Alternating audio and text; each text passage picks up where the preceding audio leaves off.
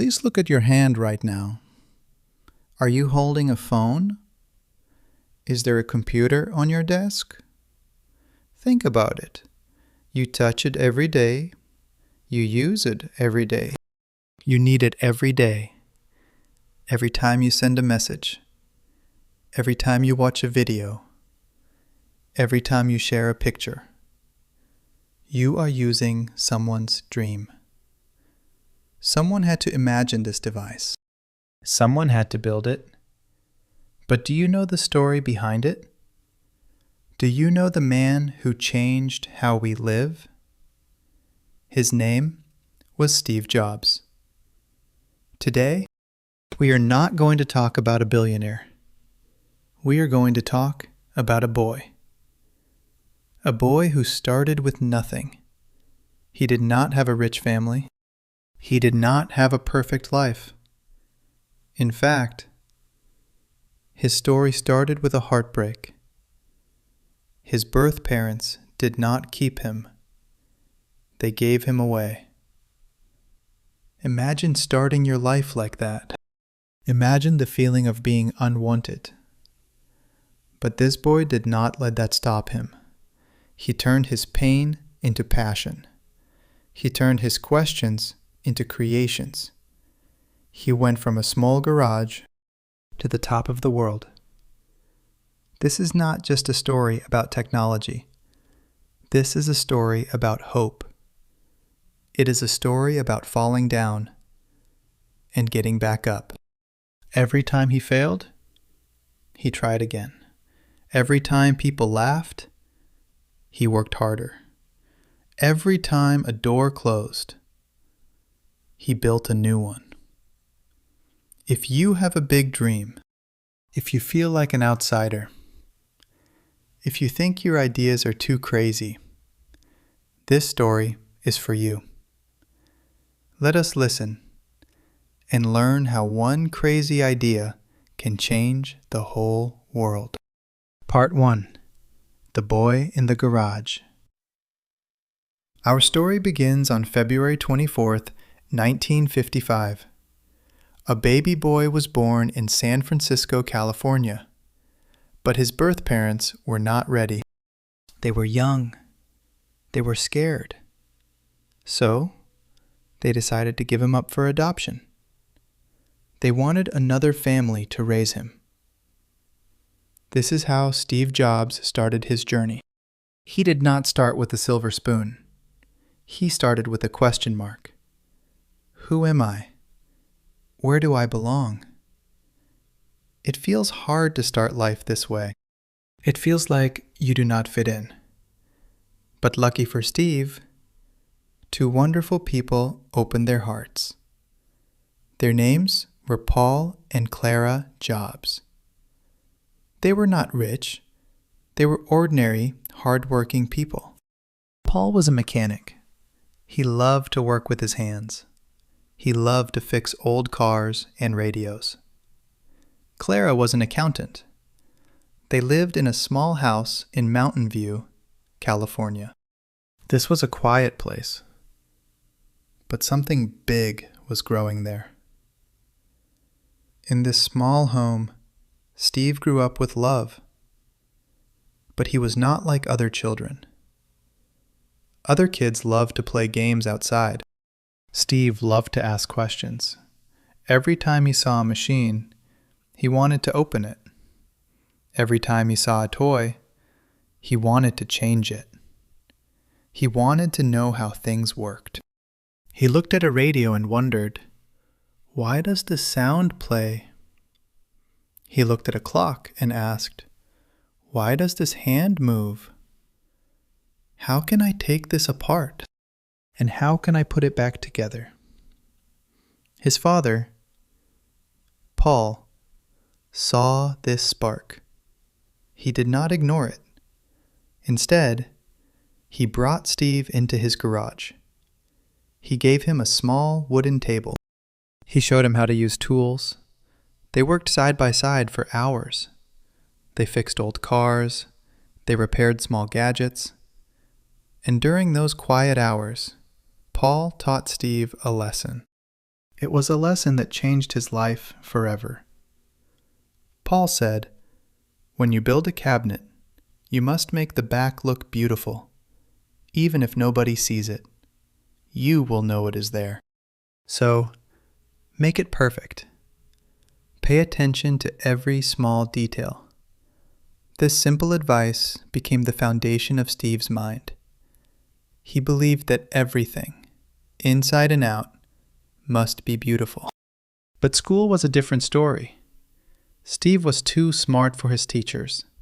He was bored. The lessons were too easy. So, he became a troublemaker. He loved to play pranks. Once, he even brought a small explosive prank to school. He wanted to shake things up. He did not want to follow the rules. He wanted to think differently. Lesson 1. Details matter. If you build something, make it beautiful, even the parts that people cannot see. Part 2. The dropout who trusted his gut. When Steve was 10 years old, his family moved to a new town. They moved to Los Altos, California. This was the very heart of Silicon Valley. It was a place where technology was starting to grow. It was a place where people dreamed of the future. One day, Steve saw a computer for the first time. It was not small like the ones we have today. It was giant. It was the size of a whole room. But Steve was completely amazed. He looked at it and saw magic. He wanted to know how it worked. He wanted to know what else it could do. As he grew up, this curiosity became a fire. In high school, he met someone who changed his life. His name was Steve Wozniak, but everyone called him Woz. Woz was a quiet genius. He could build amazing electronics from nothing. The two Steves became instant friends. They shared a deep love for technology. They even made a small device called the Blue Box. It allowed people to make free long-distance phone calls. It was not exactly legal, but it proved something important. It proved they could build things that worked in the real world. Steve later said, "Without that blue box, there would be no Apple." After high school, Steve went to a college in Oregon. But he faced a big problem. College was very expensive. His parents were spending all their hard-earned money on his classes, and Steve did not see the value in it. He did not know what he wanted to do with his life.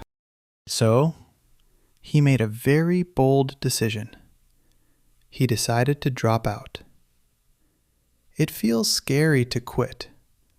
It feels scary to walk away from safety. It feels scary when you do not have a plan. But Steve trusted his gut. He stayed at the college, but only took classes he liked. He did not have a room. He slept on the floor of his friends' rooms. He collected soda bottles to buy food. He walked 7 miles every Sunday to get one good meal at a temple. One of the classes he took was calligraphy. It was the art of drawing beautiful letters. At the time, this class seemed completely useless. Why would a tech guy care about fonts? Why would he care about space between letters? But Steve loved it. He did not think about the future. He just followed his heart. 10 years later, that useless class changed everything. When Steve designed the first Macintosh computer, he remembered those letters. He put beautiful fonts into the computer. It was the first computer that made writing look like art. Steve also wanted to find a deeper meaning in life. In 1974, he traveled to India. He wanted to learn about spirituality and focus. He walked for miles. he lived with very little. He learned how to keep his mind quiet and sharp. When he returned to America, he was not just a boy anymore. He was a young man with a clear vision. Lesson 2. You cannot connect the dots looking forward. You can only connect them looking backward. You must trust that the dots will connect in your future. Part 3. The Garage That Changed the World. In 1976, Steve Jobs was only 21 years old. He did not have a big office. He did not have a lot of money. But he had a big dream. And he had his friend Woz. They needed a place to work. So they went to the only place they had, the small garage in Steve's parents' house. Think about this. One of the biggest companies in the world started in a cold, dusty garage. They decided to name their company Apple. Why Apple? Because Steve loved fruit. He loved apples. He thought the word was simple. He thought the word was fresh. He wanted his technology to feel just like that. Simple, fresh, and friendly. Their very first product was the Apple I. They built it with their own hands. They put the parts together on a wooden table. It did not look like a modern computer. It did not have a screen or a keyboard. It was just a circuit board. But it worked. They sold it to small shops and hobbyists. It was not a massive hit, but it gave them hope. It gave them the money to try again. Steve was not satisfied with just one small success.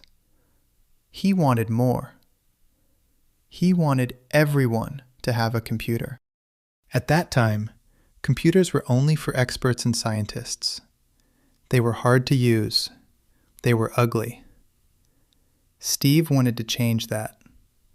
He wanted to make a computer for his mother. He wanted to make a computer for a child. This dream led to the Apple II. The Apple II was beautiful. It came in a nice plastic case. It had color graphics. You could plug it in and use it right away. It was a huge success. Almost overnight, Apple became a multi-million-dollar company. At 23 years old, Steve was a millionaire. But the money did not change his heart. He did not care about being rich. He cared about making great things. Steve wanted everything to be perfect. He was not an easy boss. He demanded the best from everyone.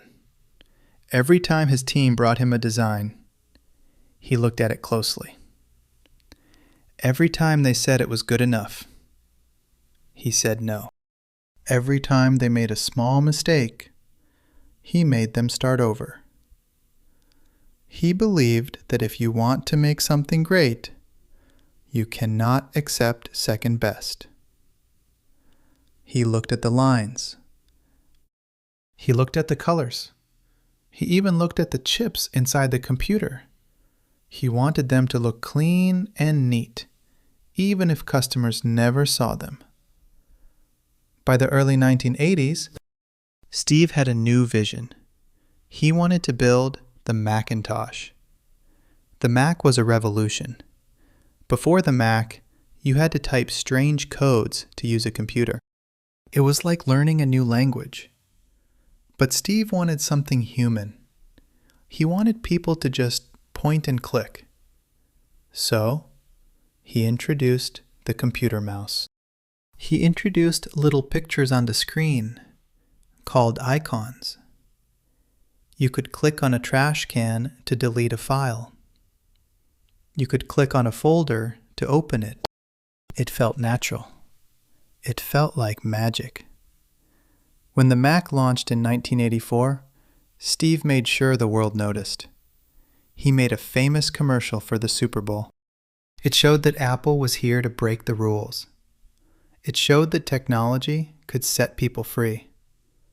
Steve believed that computers should help people create art, music, and ideas. Lesson 3. Keep it simple. Do not settle for good enough. Part 4. The Fall and the Rise. Success is a beautiful thing, but success can also make things very complicated. By 1985, Apple was a giant company, but inside, a storm was coming. Steve was a genius, but he was also very difficult to work with. He was stubborn. He demanded perfection every single day. He did not care about hurting people's feelings. He only cared about the product. This created a lot of tension. The leaders of the company did not agree with him. They thought he was too wild. They thought he was too controlling. A big fight started between Steve and the board of directors. And then the unthinkable happened. The board decided to remove Steve from Apple. They fired him. They threw him out of the very company he had started in his parents' garage. Think about how that feels. You build a house, and someone locks you outside. You dream a dream, and someone takes it away. You start a fire, and someone throws water on it. Steve was only 30 years old. He was famous, he was rich, but suddenly, he was completely empty. He felt betrayed. He felt deeply humiliated. He wanted to run away from Silicon Valley. He felt like a total failure. But then, something shifted in his heart. He realized something important. He realized that he still loved his work. The rejection did not change his passion. He still loved to create. So, instead of giving up, he decided to start over. He later said that getting fired from Apple was the best thing that ever happened to him. It was painful, but it freed him. It took away the heavy weight of being successful. It let him enter one of the most creative periods of his life. He became a beginner again. First, he started a new computer company called Next. He wanted to build advanced computers for schools and universities. Then, he did something even more surprising. He bought a tiny group of computer artists. He named this company Pixar. At first, Pixar struggled. They lost a lot of money. But Steve did not stop. He believed in their talent. In 1995, Pixar released a movie called Toy Story. It was the first movie in history made entirely with computers. It was a massive hit. Millions of people loved Woody and Buzz Lightyear. Pixar became a giant success, and Steve was a billionaire. While Steve was winning, Apple was losing. Without Steve's vision, Apple was in deep trouble. They made bad products. They lost their focus. They were just weeks away from going bankrupt. They were about to disappear forever. In 1997, Apple made a bold choice. They bought Steve's company, Next, and they invited Steve to come back. He did not come back for the money. He came back to save his baby. When he returned, he found a complete mess. But Steve was not afraid. He looked at the long list of products and made a hard choice. He canceled almost all of them. He told his team, "We will only make 4 great things." He simplified everything. he also did something that shocked the world. He made a deal with Microsoft, Apple's biggest enemy. Many people were angry, but Steve was practical. He knew Apple needed help to survive. The deal saved the company and gave them a fresh start. Steve was back, and the magic was about to return. Lesson 4. Sometimes life hits you in the head with a brick. Do not lose faith. The only thing that keeps you going is loving what you do. Part 5. Magic in your pocket.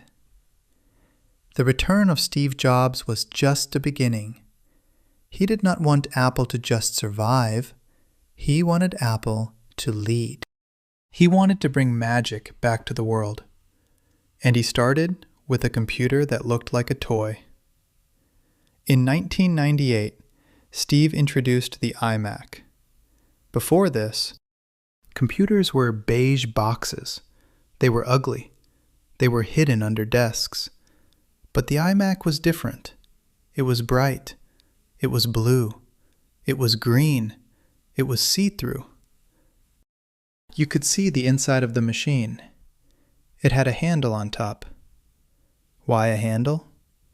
Because Steve wanted you to touch it.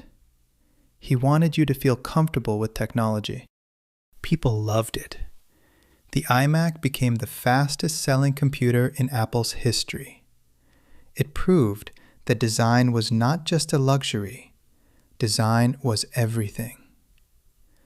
But Steve was already looking at the next step. He looked at how people lived their lives. He saw that people loved music. But music was difficult to carry. You had to carry heavy CD players. You had to carry plastic cases. You could only listen to 10 or 12 songs at a time. Steve wanted to change this. In 2001, he walked onto a stage. He wore his black turtleneck and blue jeans. He reached into his pocket, and he pulled out a tiny white device. It was the iPod. Steve said, "This little machine holds 1,000 songs, and it fits right in your pocket." Think about that.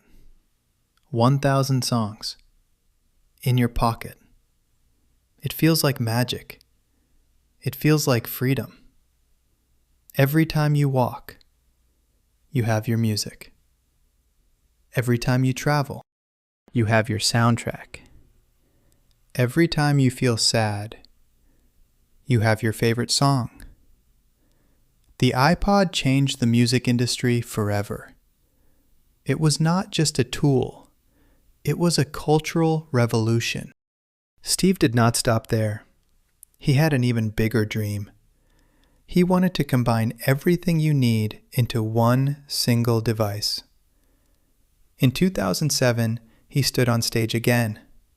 He said, "Today, we are introducing 3 revolutionary products. The first is a widescreen iPod with touch controls. The second is a revolutionary mobile phone. The third is a breakthrough internet communications device." He repeated these words: an iPod, a phone, and an internet communicator. An iPod, a phone, and an internet communicator. Are you getting it? These are not 3 separate devices. This is one device, and we are calling it the iPhone. The crowd went wild. Before the iPhone, phones had physical buttons. They had tiny screens. They were difficult to use. Steve removed all the buttons. He made the screen the entire front of the phone. He made it so you could use your finger to touch it. No plastic pen. No plastic keyboard, just your finger. It was so simple. It was so natural. A child could use it. An old person could use it. Every time you swiped your finger, the screen moved instantly. It felt alive. Then, in 2008, Steve created the App Store. This was a place where anyone could build a program for the iPhone. Suddenly, your phone was not just a phone.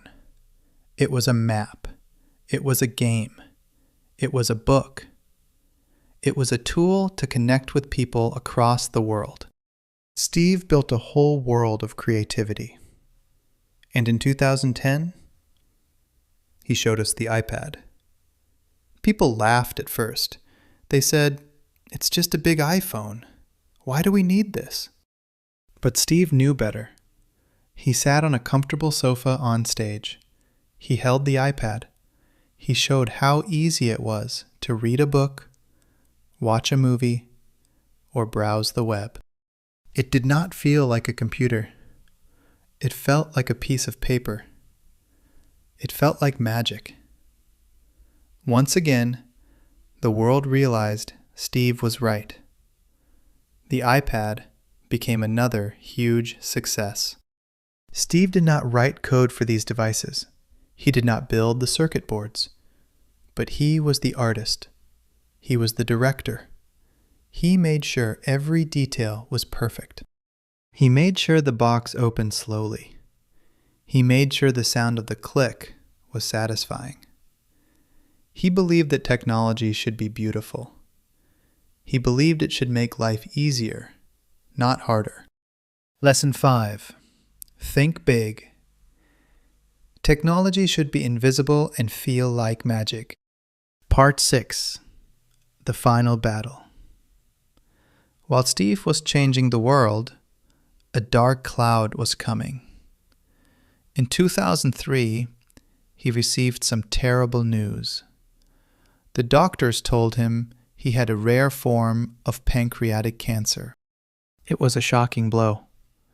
He was at the peak of his success. He was leading the most exciting company in the world. But his body was failing him. At first, Steve did not want to have surgery. He tried to find other ways to heal. He changed his food. He tried natural medicines. He wanted to cure himself without doctors. But the cancer did not stop. His health got worse. Finally, he had to have a major surgery. He returned to work, but he was different. He was thinner. He was weaker. But his spirit was stronger than ever. Every day, he woke up with a choice. He could stay home and rest, or he could go to work and create. Every day, he chose to create. He said, "I want to put a dent in the universe before I go." He did not want to waste a single minute. Even when he was in pain, he kept pushing his team. Even when he was tired, he kept designing the future. During this difficult battle, Steve found comfort in his home. He loved his wife, Laureen. She was a strong and smart woman. She stood by his side through the brightest days and the darkest nights. They had 3 children, Reed, Aaron, and Eve. Steve also had an older daughter named Lisa. In his younger years, Steve was not a perfect father. He was too busy with work. He was too focused on Apple. But as he grew older, he realized what truly mattered. He worked hard to build a strong bridge to his children. He loved to have simple dinners with his family. He loved to walk in his garden with Laureen. They would talk about life. They would watch the flowers grow. He told his children, "Do not settle for anything less than what you love. Follow your passion, and the rest will follow." In 2005, Steve stood in front of a large crowd of young students. It was at Stanford University. He was there to give a graduation speech. He did not use slides. He did not show any new gadgets. He just told 3 stories from his life. The first story was about connecting the dots. He told them about dropping out of college and taking that calligraphy class. He said, "You cannot connect the dots looking forward. You can only connect them looking backward. So, you must trust that the dots will connect in your future. You must trust your gut, your destiny, your life." The second story was about love and loss. He told them about getting fired from Apple. He said, "Sometimes life hits you in the head with a brick. Do not lose faith. The only thing that kept me going was that I loved what I did. You must find what you love." The third story was about death. He talked about his cancer. He told the students that death is the best invention of life. It clears out the old to make way for the new. He looked at the young faces and said, "Your time is limited. So, do not waste it living someone else's life. Do not let the noise of others' opinions drown out your own inner voice. Have the courage to follow your heart and intuition. They somehow already know what you truly want to become." These words touched millions of hearts. It became one of the most famous speeches in history. It was not just a speech for students. It was a guide for anyone who wanted to live a real life. By 2011, Steve could not fight the illness anymore. He was very weak.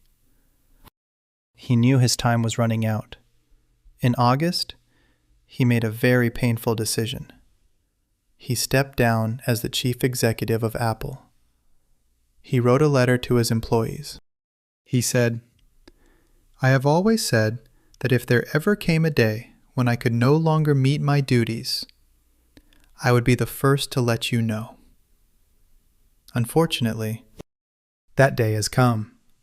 He chose his close friend, Tim Cook, to take his place. He knew Tim would protect his vision. In his final months, Steve stayed close to home. He did not care about being the richest man in the cemetery. He only cared that he had done something wonderful for the world.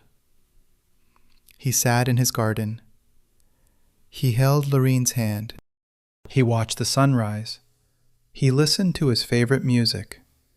He found peace in the quiet moments. On October 5th, 2011, Steve Jobs closed his eyes for the last time. He was 56 years old. The world cried for him. People put flowers and apples outside Apple stores everywhere. A light had gone out, but his fire was still burning. Lesson 6. Remember that you will die.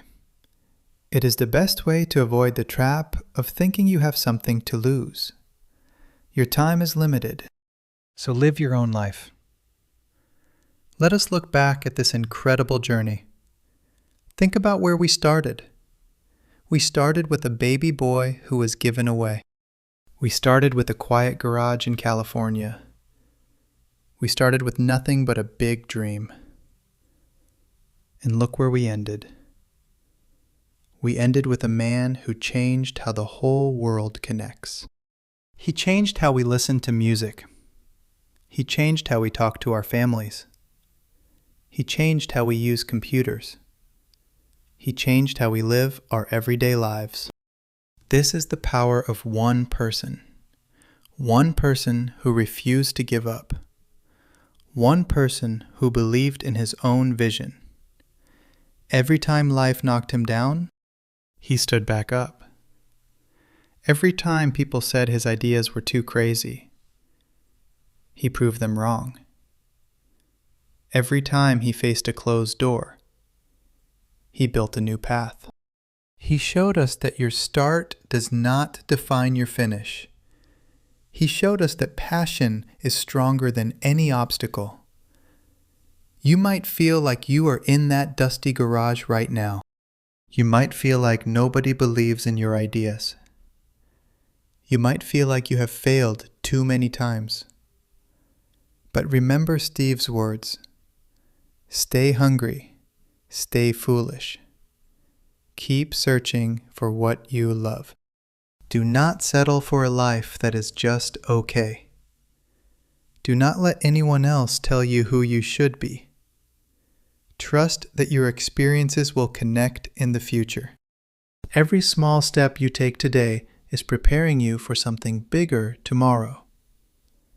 Our time on this earth is short, so do not waste it. Do not live someone else's life. Have the courage to follow your heart. Have the courage to chase your biggest, craziest dreams. Because the people who are crazy enough to think they can change the world are the ones who actually do. What will you build today? What will you dream tomorrow? How will you make your mark on the world? The choice is yours. If you found value in this story, please like this video. Subscribe to my channel for more inspiring journeys. Share this with someone who needs a little hope today. Thank you for listening, and keep dreaming big.